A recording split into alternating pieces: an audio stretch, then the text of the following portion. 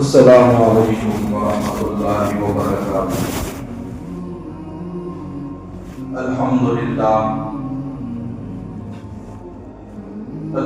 للہ نحمده ونستعینه ونستغفره ونؤمن به ونتوکل علیہ ونعوذ باللہ من شرور انفسنا ومن سیئات اعمالنا، من يهده الله فلا مضل له ومن يضلل فلا هادي له، ونشهد أن لا إله إلا الله وحده لا شريك له، ونشهد أن سيدنا وسندنا ونبينا ومولانا محمدا عبده ورسوله. أما بعد فأعوذ بالله من الشيطان الرجيم. بسم الله الرحمن الرحيم. يا أيها الذين آمنوا اتقوا الله وقولوا قولا سديدا يصلح لكم أعمالكم ويغفر لكم ذنوبكم، ومن يطع الله ورسوله فقد فاز فوزا عظيما. صدق الله العظيم وصدق رسوله النبي الكريم. اللهم صل على سيدنا محمد وبارك وسلم.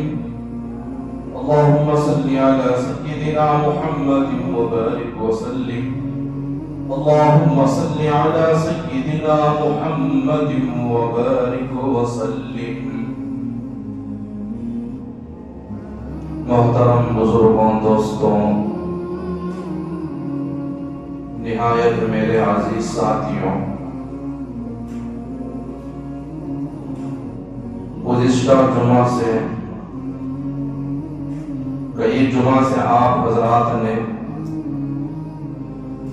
حضرت عمر رضی اللہ تعالیٰ عنہ کی سیرت کے عنوان پر بیان سن رہے ہیں، اس لیے کہ اس کا آغاز ماہ ربیع الاول سے حضور اکرم صلی اللہ علیہ وسلم کی سیرت کے عنوان سے شروعات ہوئی۔ مکی کا وہ دور تھا جو حضرت عمر رضی اللہ تعالیٰ عنہ نے کس طرح اسلام قبول فرمائی۔ یہ 40ویں فرد ہے جو مذہب اسلام میں لانے والے، اسلام میں داخل ہونے والے شخص 40ویں فرد ہیں۔ ان کی فضیلت، ان کے ایمان لانے کا واقعہ، ان کے دور خلافت، کس طرح انہوں نے اپنے دور خلافت میں حکومت فرمائی، کس طرح اپنے رعایا کا انہوں نے خیال کیا، یہ تمام باتیں آپ حضرات کے سامنے تفصیل کے ساتھ بات آئی۔ جب حضرت عمر رضی اللہ تعالیٰ عنہ کا آخری وصال ہوا تو ان کی موت بھی ہمارے لیے قابل قبول ہے، قابل نصیحت ہے۔ میرے محترم بزرگوں، دوستوں، مذہب اسلام کوئی معمولی دین نہیں ہے۔ اللہ نے قرآن میں صاف اعلان کر دیا، ان الدین عند اللہ الاسلام، بے شک ہمارے نزدیک مذہب اسلام کے علاوہ کوئی دین محبوب نہیں ہے۔ اس دین کے خاطر اس کے پیچھے بہت سے محنتیں، بہت سے قربانیاں ہیں۔ مکہ مکرمہ کا وہ دور جو آپ نبوت کے بعد 13 سال کی وہ مکی دور کی زندگی اتنی شدید، کبھی قرآن کریم کی تلاوت پر رکاوٹیں، کبھی تبلیغ پر رکاوٹیں، طرح طرح کی تکلیفیں، یہاں تک کہ جتنا یہ لوگ تبلیغ کو، دین کو، حق کو، قرآن کریم کو دبانے کی جتنا کوششیں کی جائے، کوششیں کرے، ناپاک سازشیں کرے، قرآن کوئی نہ سنے، قرآن کا بائیکاٹ کر دیا گیا، تبلیغ نہ کیا جائے، آپ کی آواز بلند نہ کی جائے۔ ہزاروں نے، لاکھوں کوششیں کی۔ واقعی قرآن میں اللہ نے سچ کہا ہے، یظہرہ علی الدین کلہ، جتنا لوگ مذہب اسلام کو دبانے کی کوشش کریں گے اتنا مذہب اسلام ابھرتا جائے گا۔ وہ زمانے سے بھی آج تک بھی لوگ اسلام کو مٹانے کی سازشیں کی جا رہی ہیں، قرآن پر پابندیاں لگائی جا رہی ہے، مساجد پر پابندی لگائی جا رہی ہے، مدارس پر، مکاتب پر بھی پابندی لگائی جا رہی ہے۔ جتنا یہ لوگ کوششیں کر رہے ہیں، ان کی ہر کوشش بھی ناکام ہو رہی ہے۔ اسی طرح وہ زمانے میں بھی کوشش کریں، یہ مکہ مکرمہ کا ناپاک دور جنہوں نے تبلیغ کو رکاوٹ بننے کی کوششیں، ادھر لوگ مذہب اسلام کے اندر ہزاروں نہیں لاکھوں کی تعداد میں داخل ہو رہے ہیں، آپ کی غلامی کو پسند کر رہے ہیں۔ کفار مکہ عاجز آ گئے، عاجز ہو گئے، کچھ نہیں کر سکے۔ ارے ہمیں اتنا کوششیں کر رہے ہیں لیکن یہ ماننے کے لیے تیار نہیں۔ آخر کار علن اعلان کر دیے، بائیکاٹ کر دیا جائے محمد کے خاندان اور محمد کے ماننے والوں پر، مکمل طور پر بائیکاٹ کر دیے۔ یہاں تک کہ پرچے میں یہ بھی لکھا کہ کوئی محمد سے، ان کے خاندان والوں سے اور ان کے ساتھیوں سے کوئی سلام کلام نہیں، کوئی بات چیت نہیں، یہاں تک کہ ان کو کوئی اپنے دکان سے سودا بھی نہ دیا جائے، مکمل طور پر بائیکاٹ۔ اب کیا کریں؟ تاریخ کی کتابوں میں ہم کتاب کھول کر پڑھیں گے، ہمارے آنکھ کے اندر رونگٹے کھڑے ہو جائیں گے۔ دیکھو مذہب اسلام کے خاطر کیا کیا محنتیں، کیا کیا قربانیاں دی ہیں۔ آپ علیہ السلام نے اپنے خاندان والوں کو اور اپنے ساتھیوں کو لے کر اس غار کی طرف، جس سے غار شاہ ابی طالب کے نام سے جانا جاتا ہے، 1 سال نہیں، 2 سال نہیں، 3 سال تک اسی غار میں رہے، اپنے خاندان والوں کے ساتھ، اپنے ساتھیوں کے ساتھ۔ حضرات صحابہ فرماتے ہیں ہمارے بچے، معصوم بچے، یہاں تک کہ مکے میں اعلان ہو چکا ہے کوئی سودا تک نہ دیا جائے، کوئی ان کی مدد نہ کرے، کوئی ان کو بات چیت نہ کرے۔ ہمارے بچے بھوک کی وجہ سے تڑپ رہے ہیں، کبھی بھوک آئی تو یہاں تک کہ ہم نے ایسی غذا کھا کر ہم نے اپنے بھوک کو مٹائے، ان کے وہ چمڑے، جانوروں کے وہ چمڑوں کو ہم نے بھگا کر کھائے، اپنے بھوک کو مٹائے، کبھی کیکر کے پتے کھا کر ہم نے اپنے بھوکوں کو مٹائے۔ آپ علیہ السلام اس منظر کو دیکھتے تو دل ہی دل کے اندر آنکھوں میں آنسو رونے لگتے۔ بچے بھوک کی وجہ سے تڑپ رہے ہیں، بھوک مٹانے کے لیے سوکھے چمڑوں کو کھا کر اپنے بھوک مٹا رہے ہیں، کیکر کے پتے کھا کر اپنے بھوک کو مٹا رہے ہیں۔ میرا محترم بزرگوں، دوستوں، آج ہی وہ سنت زندہ ہے جس طرح صحابہ کے دور میں صحابہ کے بچوں نے دین کے خاطر جو جیسا بھوکے رہے، آج ہی وہ سنتیں آج بھی زندہ ہے۔ فلسطین دیکھو، فلسطین کے حالات ہمارے سامنے کھل کر ہیں، وہاں کے بچوں کے حالات دیکھو۔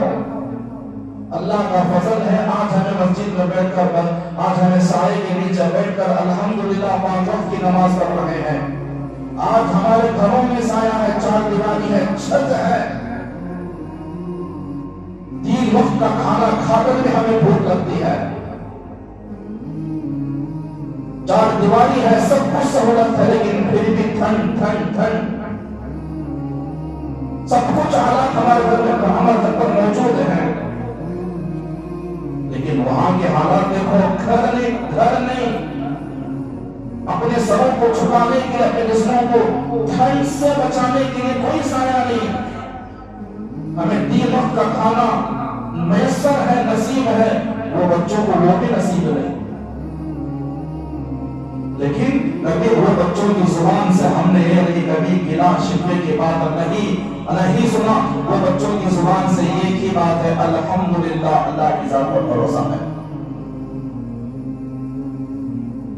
سال رمضان، سال اس طرح آج ہمیں رمضان میں، ہمیں تو رمضان میں صبح کو سحری بھی نصیب ہو رہی ہے، اور شام ہوتے افطاری کے بعد دعوت بھی نصیب ہو رہی ہے، 2 ٹائم کا کھانا نصیب ہو رہا ہے، اللہ کا فضل ہے، لیکن وہ بچوں کے حالات دیکھو، سارا سال کیا ہے، رمضان ہی کی طرح، رات آئی تو رات میں بھی بھوکے، دن آئے تو دن میں بھی بھوکے، ملا تو ملا نہیں تو نہیں۔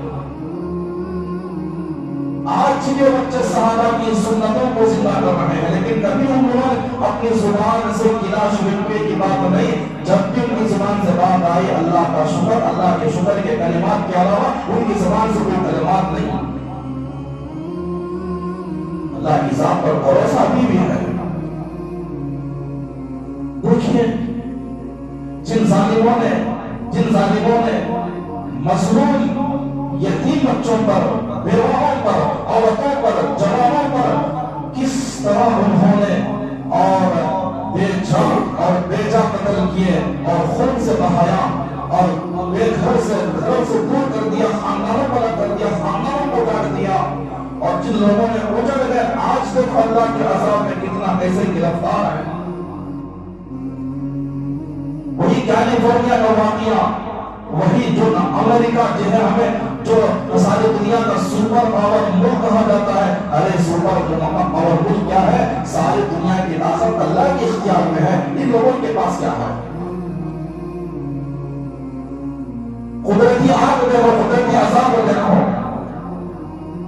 جو امریکہ کے اندر سب سے زیادہ آبادی علاقہ اور بڑے بڑے مالدار، کروڑ پتی، ارب پتی، یہاں تک کہ زنا کا آغاز کرنے والا اڈا بھی وہیں پر ہے۔ ایک مرد دوسرے مرد کے ساتھ تعلقات شادی کرنا، یہ بھی وہاں سے ایجاد ہے، وہاں کی تعلیم ہے۔ ایک عورت دوسرے عورت آپس میں شادی بیاہ کا، یہ بھی ایجاد وہاں پر ہے، کھلا زنا۔ جو دنیا کا مشہور اور معروف جو ہالی ووڈ، جہاں پر لاکھوں کروڑوں روپیہ خرچ کر کے اور کیا ہے فلمیں بنائی جاتی ہے، وہ تو وہاں پر بھی ہے۔ آج دیکھو اللہ کے عذاب میں آ کر یہاں تک کہ ایک دن بھی باقی نہ رہا۔ وہاں پر وہیں پر ایک آدمی، ایک شخص یہاں تک اس نے ٹویٹ بھی کیا تھا اور اس نے خوشی کا اظہار بھی کیا تھا، اسرائیلیوں کے مسجد بھی دیا تھا، کہہ رہے بھائی فلسطین والوں کو، مسلمانوں کو قتل کرو، ایک کے بدلے 100 قتل کرو، اور پیسوں کی کوئی فکر نہ کرو، اور مارو، اس دنیا سے بات کرو۔ لیکن آج جس نے جو فلسطین پر حملہ ہوا، جو فلسطین پر غزہ پر جو، اور اس حملے پر جس نے پارٹی لگائی، ننگا ناچ کیا اور لوگوں کو بلا کر دعوت کی، پارٹی کی اور خوشی کا اظہار کیا، آج وہ کیا ہے اور میڈیا کے سامنے آ کر اور رو رہا ہے، بچے کی طرح رو رہا ہے، کہہ رہا ہے کہ I want to کیا ہے I want to say loss، میرا سب کچھ ختم ہو گیا، I want to یہ کہہ رہا ہے اپنی زبان کے کلمات میں، یہ کہہ رہا ہے I want to pay، اب میرے سامنے مرنے کے علاوہ بھی راستہ نہیں۔ ان بطش ربک لشدید، بے شک اللہ کی پکڑ سے کوئی بچ نہیں سکتا۔ اللہ کا عذاب بڑا پکڑ ہے۔ جس نے خوشیاں منائی تھی، آج وہ کہہ رہا ہے کہ میرا سب کچھ ختم ہو گیا، مرنے کے علاوہ میرے پاس کوئی چارہ نہیں۔ نہ وہ تو ربک لشدید، اللہ کی پکڑ بڑی سخت ہے۔ حضرات صحابہ کا دور، 3 سالہ زندگی، جب चपड़े खाकर भिगाकर चपड़े खाकर अपने भूख को मिटाया। मुकम्मल तौर पर बैकाट कर दिया गया। मेरे मोहतरम बुजुर्गों, दोस्तों, ये दीन मामूली नहीं, इसके पीछे बड़ी मेहनतें, बड़ी कुर्बानियां, बड़ी जद्दोजहद। आज हमें जिस महीने में दाखिल हुए हैं, आज हम जैसे ही हुजूर का नाम आता है, सिर्फ जुबान में दरूद आंखों को चूम लेते हैं। हमारा दरूद, हमारी मोहब्बत सिर्फ कलिमात तक महदूद हो गए। जब काम की बात आती है तो सो बिल्कुल। आप अलैहिस्सलातु वस्सलाम ने आज हमें जिस महीने के अंदर दाखिल हुए, जानते हैं ये कैसा बाबरकत महीना है। कुरान करीम ने इन महीनों के बारे में 4 महीने जिसे अशहुर हुरुम कहा जाता है, अशहरुल हराम बिशहरिल हराम वल हुरुमातु क़िसास, अल्लाह ताला ने हुर्मत के महीनों के बारे में कुरान में कहा। ज़िलक़ाइदा, ज़िलहिज्जा, माह मुहर्रम, हराम में 3 तरतीब है। उसके बाद इन 3 महीनों के बाद माह मुक़द्दस और हुर्मत वाला महीना अगर कोई है तो वो रजब का महीना है। और ये रजब का महीना रमजान का मुक़द्दिमा है। आप अलैहिस्सलातु वस्सलाम जैसे क्या है रजब का चांद देखते कहते अल्लाहुम्मा बारिक लना फी रजब व शाबान व बल्लिगना इला रमजान। अल्लाह हमें रमजान, अल्लाह हमें रजब में भी, शाबान में भी हमारे उम्रों को बरकत अता फरमा। अल्लाह हमें रमजान तक पहुंचा दे। आज कई ऐसे लोग हैं जिन्होंने हमें चांद देखने की तो दूर की बात है, कभी हमने एक कलिमात का भी हमें विर्द नहीं किया।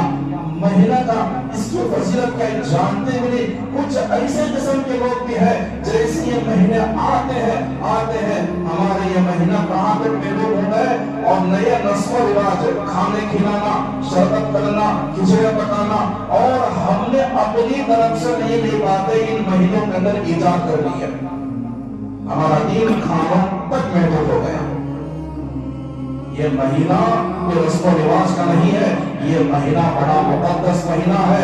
इस महीने में अल्लाह की इबादत खूब किया जाए। कई ऐसे लोग हैं जहाँ जिसमें ना कोई कुरान में ना कोई हदीस में इसके ताल्लुक से कोई दलील है, और बहुत से लोग ऐसे भी हैं ये दिन में रोजा रखकर पानी नहाएंगे तो हमारे गुनाह धुल जाएंगे, ये दिन में फला दिन में रोजा रखकर करेंगे तो हमारे मुनाफे पूरे हो जाएंगे। अपनी तरफ से ये दिन में इजाद कर लेते हैं, यहाँ तक कि इनसे कोई वास्ता नहीं है। और ये महीना बड़ा हुर्मत वाला महीना है। आपने इस महीने के जैसे चांद देखते अल्लाह की इबादत में मशगूल हो जाते, जिक्र में मशगूल हो जाते, तिलावत में मशगूल हो जाते। कोई अपनी तरफ से नई बात को दीन में दाखिल नहीं कर पाते। आप जानते हैं ये महीना भी बड़ा बरकत वाला महीना। इस महीने के अंदर ऐसा तारीखी वाक़या आपको मालूम है, वो सारे लोगों को मालूम भी होगा। बहुत सारे ऐसे भी हैं इन महीनों की कदर भी नहीं, इन महीनों के ताल्लुक से कोई किरण भी नहीं। एक ऐसा इस्लाम का तारीखी वाक़या इधर मक्का मुकर्रमा के अंदर जुल्म, तशद्दुद बस एक से बढ़कर हो रहा है। तो आप अलैहिस्सलातु वस्सलाम ने देखा ये हमें इबादत करने नहीं देंगे, हमारे हर कदम पर रुकावटें बन रहे हैं। कई लोगों को मारा, कई लोगों को गिरफ्तार किया, कई लोगों को शहीद कर दिया गया। अब ये लोग हमें इबादत करने नहीं देंगे और ये रुकावट बन जाएंगे। तो आप अलैहिस्सलातु वस्सलाम ने अपने मानने वाले सहाबा को बुलाया और कहा कि आकर कहा और सहाबा से कहा, ऐ मेरे सहाबा, अल्लाह के बंदो, और ये लोग हमें ना इबादत करने देंगे ना हमें तबलीग करने देंगे। अब एक काम करते हैं और ऐसे इलाके पर जाएंगे जहां पर जुल्म ना हो, ऐसे इलाकों में जाकर हम बड़ी आजादी के साथ अल्लाह की इबादत का अंजाम दे दें। और सहाबा ने अर्ज किया, अल्लाह के रसूल कहाँ जाए, किस मकाम पर जाए? अल्लाह के रसूल हम हमारी जाने, हमारे माँ बाप, हमारे बच्चे, हमारे कारोबार, हमारा खानदान, हमारा कबीला, हमारा दायरा जितने भी हैं, हम آپ کے لیے قربان کر سکتے ہیں، لیکن کسی حال میں ہم اپنے ایمان کو نہیں خرید سکتے، ہم اپنے ایمان کو بیچ نہیں سکتے۔ ہم آپ کے لیے قربان ہو سکتے ہیں لیکن اسلام کو نہیں چھوڑیں گے۔ آپ بتائیے، ہم اپنے جہاں پر پیدائش کے خاص وطن ہے، کہاں کا اس وطن کو چھوڑنے کے لیے ہم تیار ہیں۔ فجر میں 2 رکعت نماز پڑھنے کے لیے گھر سے مسجد کو آنے ہمیں وہاں ٹھنڈ کا مسئلہ پوچھو ٹھنڈ، یہ صحابہ کی خدا کی قسم، اللہ کی عزت خدا کی قسم، اگر وہ قافلہ اس وقت ہجرت نہ کرتا، خدا کی قسم آج میں بھی آپ کسی گھنٹی میں مندر پر بیٹھ کر اور پتہ نہیں کیا کرنے والے ہوتے ہیں۔ دین کے خاطر دیکھو کیسی قربانی آتی ہے کہ ابھی ہمارا اپنے گھر سے 2 رکعت نماز پڑھنے کے لیے ظہر میں، عصر میں، مغرب میں 5 منٹ 10 منٹ وقت نکال کر کے مسجد کو آنے ہمارے طاقت نہیں ہے۔ جب یہ صحابہ تمہارے دامن پکڑیں گے، کہیں گے ہم نے تمہارے خاطر اپنے بچوں کو قربان کیا، ہم نے اپنے بیویوں کو بیوہ بنا دیا، اپنے بچوں میں دین کر دیا، آپ نے کیا کیا؟ اس وقت کیا جواب دیں گے صحابہ سے؟ اور کیا جواب دیں گے آپ؟ 2 رکعت نماز پڑھنے کے لیے آج ہمیں ٹھنڈ آ رہی ہے، کوئی کہہ رہا ہے کہ رات بھر تھک گیا، آرام کرنے لگ گیا۔ اللہ کے پاس کیا جواب دو گے؟ اللہ کے پاس کیا جواب دو گے؟ صحابہ تیار ہونے لگے کہ رسول آپ بولیے کہاں جائیں گے؟ آپ کا حکم ہے، ہم سب کو چھوڑنے کا تیار ہیں۔ آپ نے بتایا ہم نے سنا ہے، میں نے سنا ہے کہ حبشہ میں ایک بادشاہ ہے جو بڑا ہی انصاف پرست ہے، اس کا جو رعایا ہے بالکل ظلم سے ناپاک ہے، بالکل پاک ہے، وہاں جائیں گے، الحمدللہ آزادی کے ساتھ عبادت بھی کریں گے، کوئی قسم کی رکاوٹ نہیں ہوگی۔ شاہی اسمہا اس کا نام ہے، لیکن اس کو نجاشی کے نام سے جانا جاتا ہے۔ صحابہ تیار ہو گئے، پہلی جماعت ہے اسلام کی ہجرت کرنے والی، جو 12 مرد تھے، 4 عورتیں تھیں، یہ مختصر 16 جماعت، جس میں اسلام کے کائنات کی وہ ہستی جسے حضرت عثمان ذی النورین کہا جاتا ہے۔ ذی النورین تو کیا؟ حضور اکرم صلی اللہ علیہ وسلم کی جو بیٹیاں ہیں، حضرت عثمان ذی النورین کے نکاح میں، ان کی زوجیت میں حضور کی 2 بیٹیاں جن کو ذی النورین کہا جاتا ہے، حضرت عثمان ابن عفان رضی اللہ تعالیٰ عنہ کی زوجیت میں آپ کی یہ 2 لڑکیاں ان کی نکاح میں تھی۔ میرے محترم بزرگوں دوستوں، یہ کائنات کا اور خوش نصیب اللہ کا نیک بندہ ہے جس کی زوجیت میں حضور کی بیٹیاں ہوں۔ اور ہم نے تاریخ کی کتابوں میں پڑھا ہے کسی نبی نے فلاں صحابی کے بیٹی کے ساتھ نکاح کیا ہے، کسی نبی نے فلاں نبی کے بیٹی کے ساتھ نکاح کیا ہے۔ یہاں دیکھو یہ صحابی ہے اور ان کی زوجیت میں حضور کی 2 بیٹیاں ہیں، جسے ذی النورین کہا جاتا ہے، اور یہ مقدس جوڑا ہے جو اسلام کے خاطر، ہجرت کے خاطر اور اپنے وطن کو چھوڑ کر جانے والا قافلہ یہی ہے۔ گئے حبشہ کی طرف، جدہ کی وہ سرحدیں جہاں پر کشتی آئی، سوار ہو گئے، نکل گئے، مکے والوں کو پتا ہوا یہ ایک جماعت حبشہ کی طرف روانہ ہو رہی ہے، اور وہاں کے لوگوں نے کہا کہ نہیں جاؤ، جا کر ان کا پتہ لگاؤ، اگر مل جائے تو گرفتار کر کے لاؤ۔ گئے، جا کر دیکھا کہ کشتی سوار ہو کر چل گئی تھی، آپس میں مشورہ کیا آپ کیا کرتے ہیں؟ سرکاروں نے کہا ایک کام کریں، حبشہ کی طرف روانہ ہو تم بھی، حرام کا مال جمع کرے، رشوت کا مال جمع کرے، سرقہ شراب و زمانے میں بڑی ہی قیمتی چیز مانی جاتی تھی، تحفے تحائف کو جمع کر کے صحابہ کے ہاتھ کو روانہ کرے، جاؤ جا کر کیا ہے وہاں کے حبشہ کے دربار میں جا کر اس کو تعریف پیش کرو اور جا کر ان کے حالات کو سناؤ اور اسی حال میں ان لوگوں کو گرفتار کر کے لاؤ۔ جماعت گئی ان کو گرفتار کرنے کے لیے، اور یہ جو جماعت گئی تھی نا، یہ جا کر حبشہ سے جا کر ملا، حبشہ کے بادشاہ جو تھا جس کا نام شاہی اسمہا تھا، ڈائریکٹ جا کر انہوں نے ان سے ملاقات نہیں کی، اور وہاں رعایا کے اندر ماتحت میں کام کرنے والے جسے چمچا گیری کہتے ہیں، آج بھی ایسے قسم کے لوگ ہیں جو مسلمانوں کا نام بتا کر مسلمانوں کو جتنا لوگ مسلمان اپنے آپ کو مسلمان بول کر مسلمانوں کو جتنا نقصان ہوتا ہے اپنے سبب ہوتا ہے، وہ زمانے میں بھی تھے، جا کر ملاقات کیے ان سے جو ماتحت میں کام کرنے والے، اور جا کر ان سے ملاقات کیے اور ان کو بھی کھلائے، ان کو بھی پلائے، اور جو کچھ کرنا تھا خرید لیا ان کو پیسہ دے کر، اور بعد میں کیا ہے، اور ان تمام ساتھیوں کو لے جا کر بادشاہ کے دربار میں گئے، جو تحفے، جو تواہب، جو مال،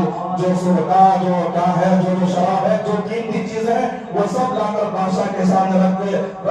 بادشاہ آیا، جو مکہ سے جو قافلہ آیا تھا، اور بادشاہ کے سامنے جا کر سر سجدہ کرنے لگے، بڑی عظمتیں کرنے لگے، بڑی تعریف کرنے لگے، اور بادشاہ نے پوچھا کیا بات ہے، کیوں آئے ہو؟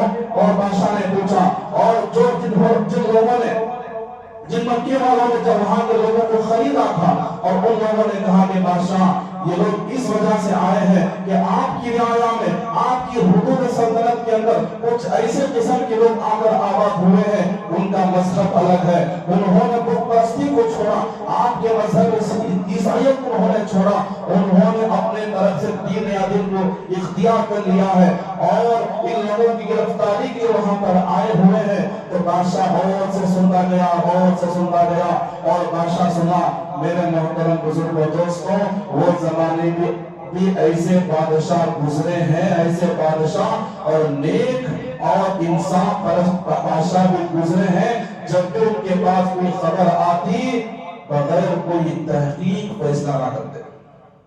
بادشاہ غور سے سنا،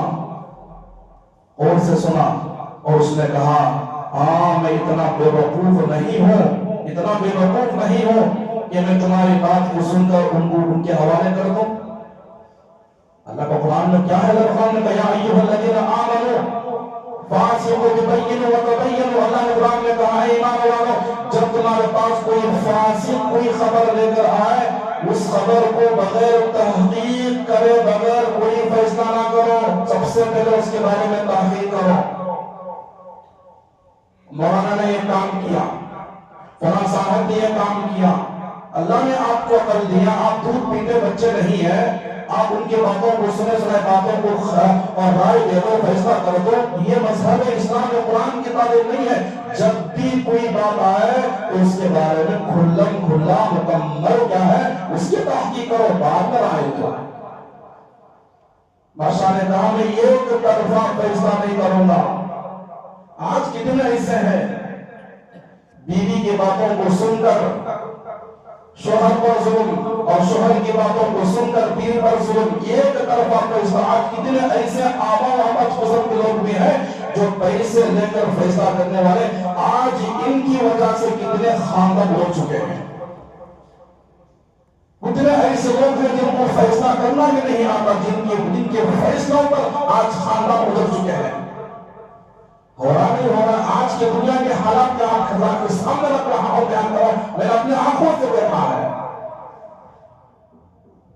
تو بادشاہ نے کہا نہیں ایک طرفہ میں روزہ نہیں کروں گا، ان کو بھی بلاؤ، ان کی بات بھی میں سننا چاہتا ہوں۔ لوگ آ کر کہے کہ بادشاہ افشاہ اور اسمہا، شاہی اسمہا آپ کو بلا رہے ہیں، اور یہ کیا ہے 16 افراد کی جو مشتمل جماعت تھی، اور ان کے دل کے اندر بات آئی ارے یہ تو مذہب اسلام عیسائیت پر قائم ہے، کوئی ایسا نہ ہو کہ یہ ہم پر اور ان کی باتوں کو سن کر اور ان کو حوالے کر دیا نہ جائے۔ تو یہ 16 لوگ جو تھے، جو 12 مرد جو 4 عورتیں تھی، ان ایک ہو گئے اور کہا جو ہوتا سو وہ ہوتا ہے، ہم سچ کہیں گے، سچ کے علاوہ جھوٹ نہیں کہیں گے، ہم سچائی کو ہم سچائی کے سامنے رکھیں گے، سچ بولیں گے۔ آج اتنے لوگ ہیں جھوٹی قسمیں کھانے والے، جھوٹی قسم کھا کر کاروبار کرنے والے، مسجد کی قسم، قرآن کی قسم، اللہ کی قسم، اماں کی قسم، فلاں کی قسم، فلاں کی قسم، جاؤ اگر ہماری تجارت میں دیکھو کاروبار کرنے والے کتنے ایسے ہیں کہ اس طرح جھوٹی قسموں کا سہارا لیتے ہیں۔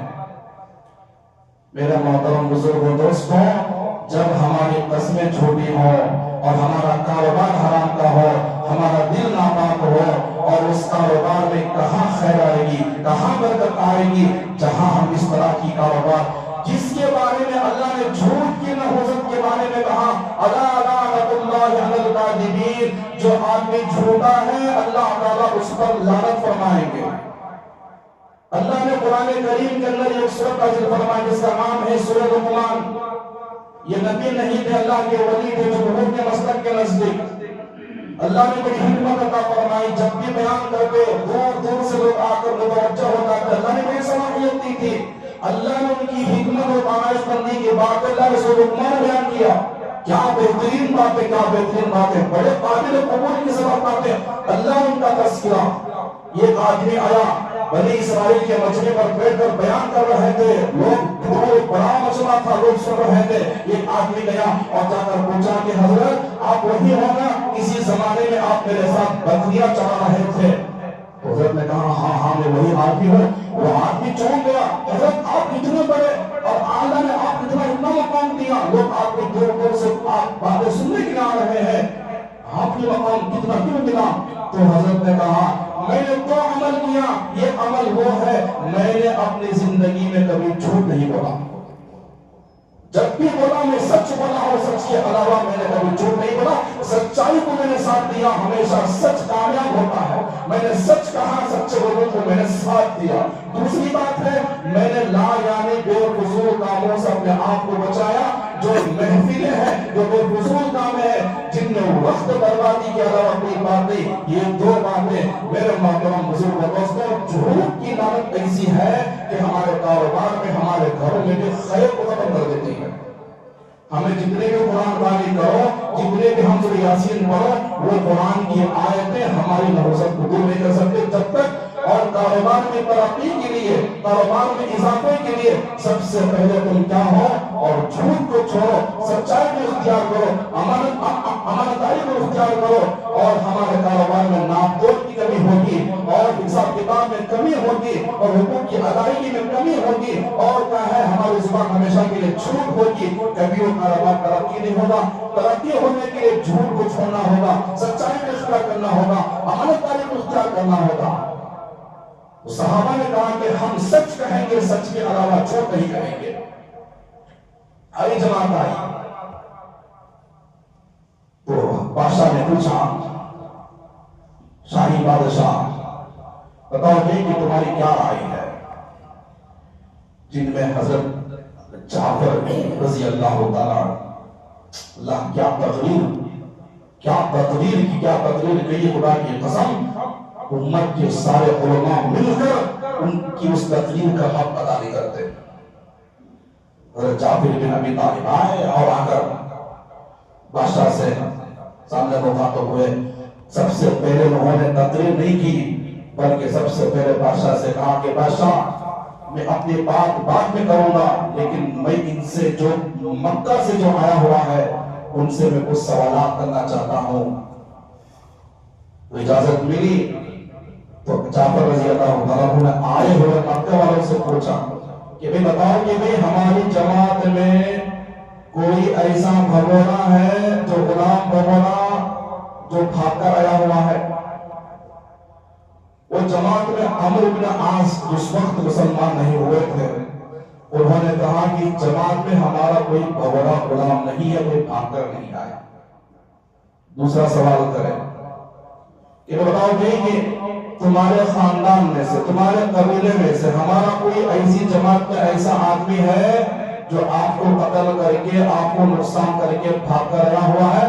اگر ہو تو ہم ان کو تمہارے حوالے کر دیں گے۔ لوگوں نے کہا قتل تو کیا ہے، خون تک نہیں بہایا۔ دوسری بات فرمائی کیا بھی ہمارے جماعت میں کوئی ایسا ہے کہ آپ کا مال لے کر بھاگ کر آیا ہو؟ کہا کہ نہیں، کوئی نہ مال لے کر بھاگ کر آیا، نہ کوئی قتل کیا، نہ کوئی غلام بھگوڑا ہے۔ تقریر کرنے سے پہلے انہوں نے بادشاہ کے سامنے اپنا کیریکٹر کو رکھا، اور بعد میں حضرت جعفر رضی اللہ تعالیٰ عنہ نے ایسی تقریر کی بادشاہ کے آنکھوں میں بھی آنسو آ گئے. بادشاہ نے وہ کیا فیصلہ کیا اور وہ کیا فیصلہ تھا. اور حضرت جعفر رضی اللہ عنہ نے اس امت کی وہ پہلی تقریر وہ ایسی تقریر تھی وہ تقریر کو سن کر بادشاہ کا دل بھی بگڑ گیا اور بادشاہ نے وہ کیا فیصلہ کیا اور وہ تقریر کیا تھی. انشاءاللہ آئندہ جمعہ اس کی تمام تفصیلات اور کے سامنے تفصیل کے ساتھ بات آئیں گے. بس یہ جمعہ کے آپ عنوان سے آپ رات کے سامنے بات آ کر پہنچانا چاہتا ہوں. جب آپ کے سامنے کسی کی شکایت آئے کسی کا شکایت آئے آپ اس شکایت کو بغیر تحقیق اپنی رائے نہ دیں. سب سے پہلے اس کے بارے میں تحقیق کرو. بیوی کے بارے میں آیا بہت سارے ایسے مسئلے ہو رہے ہیں جو بھی مسئلہ ہو آپ بغیر تحقیق کے فیصلہ نہ کرو. دو طرفہ فیصلہ کرو. اس طرح دو طرفہ فیصلہ کرو. ایک طرفہ فیصلہ کر خاندانوں کو برباد نہ کرو. یہ اللہ کا قانون ہے. ہر جمعہ خطبے میں کیا ہوتا ہے انما اور آخری جو کلمات ہوتے ہیں انما یأمرکم ان تطیعوا اور کیا ہے آخری جو کلمات ہوتے ہیں وہ کیا ہے یہی کلمات ہمیں تعلیم دی جاتی ہے کہ انصاف سے رہو انصاف کا دامن قائم کرو انصاف کے ساتھ جیو انصاف کے ساتھ زندگی گزارو. آخری خطبے میں یہی کلمات ہر جمعہ قرآن کے سامنے پڑھ کر سنائی جاتی ہے.